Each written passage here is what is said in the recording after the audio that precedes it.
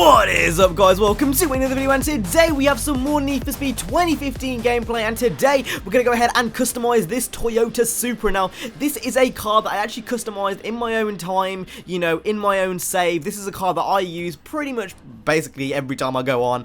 I kind of aimed it more towards drift. I kind of recreated a car I made in the beta, and it basically looked like this, and I really liked it in the beta, and I think I really like it in the full game too. To be honest with the Toyota Supra, I'm a bit like 50-50 on it sometimes. I look at it, I think, you know what, it does look pretty good. And then I look at it other times and I think, yeah, it's alright, it's just a Supra. But this Supra literally makes me go, oh my god, it's just so nice. So obviously we're going to go ahead and customize it. Now, I did put on that front fender. I do change that later on. I don't like how that front fender looks now. At the time, I just put it on just for the sake of putting it on. But however, later on, I do change that now. As you can see, I'm doing the exhaust now, and obviously that tilted street exhaust looks the best. That's what I have on my R32, and basically most other cars that I have in this game, or have had in this game, I use that kind of tilted exhaust. I don't know why, I just kind of like it. It gives that, again, it gives it that kind of street look, and that looks really nice. Now with the spoiler, I could have removed it, I could have, you know, put a little spoiler on, but it's a drift car for a reason. So we're going to go ahead and put that big wing on, because you know that, you know, it's a drift car, so why not?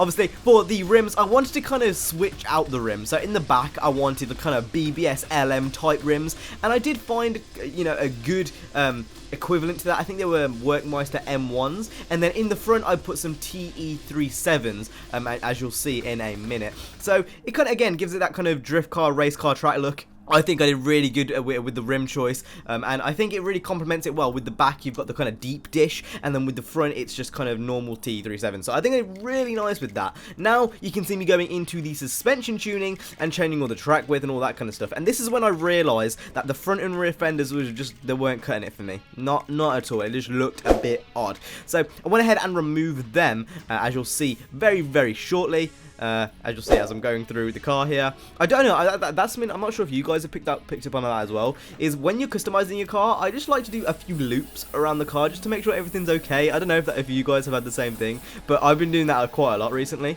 Obviously, as well as that, I went ahead and changed the colour of the car. I kind of wanted it to make it that kind of top secret gold colour.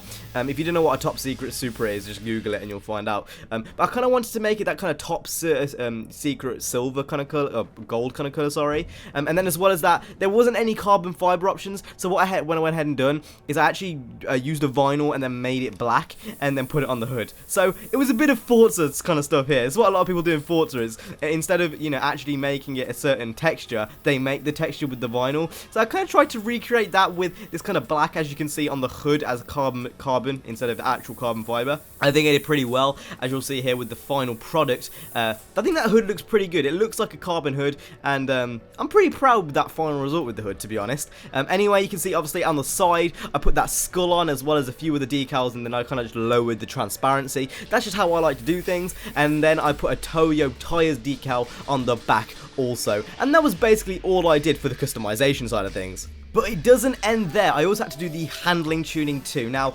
this tune, I did change it a bit later on. So the gameplay you'll see in a minute, it's kind of a modified tune of this, but this basically works very well. If you are a veteran with Need for Speed and you played a lot of Need for Speed and you know what you're doing with Need for Speed, you're going to use this tune just perfectly. It's going to be fine for you. So feel free to copy it. Make a few minor changes here and there. It's a very good tune, and I definitely recommend you guys to use it. And now we're going to go out on the open road and show you guys some gameplay. So this is actually gameplay I recorded last night with a few friends, so Jay, CJ, Niner. You guys probably know them. If you don't, they're great guys. And obviously, as you can see, with the Supra in a drift contest, kind of in the little mini industrial area.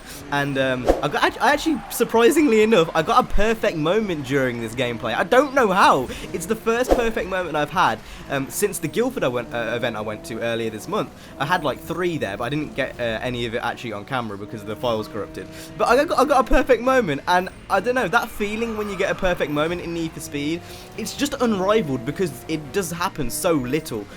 You know, like obviously you can get a group of friends and you can aim to get the perfect moment and you'll probably get loads. But to be honest, if you're just playing solo like I do and you're just having fun and you're not really, you know, grinding to get money, you're just enjoying the game for what it is, then you're probably not going to get an awful lot of perfect moments. So when you do eventually pull it off, it feels absolutely insane.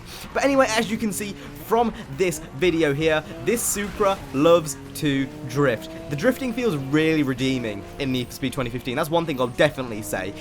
You know, you go around those corners and you can pull off that reverse entry into, you know, the last corner. It just feels really, really good, really redeeming, and I just love the drifting in this game. As you can see, the Supra just loves to get its back end out, just like it should. It's a rear-wheel drive 2JZ powered monster, and that's definitely reflected in Need for Speed. So I'm going to show you the rest of this gameplay without commentary.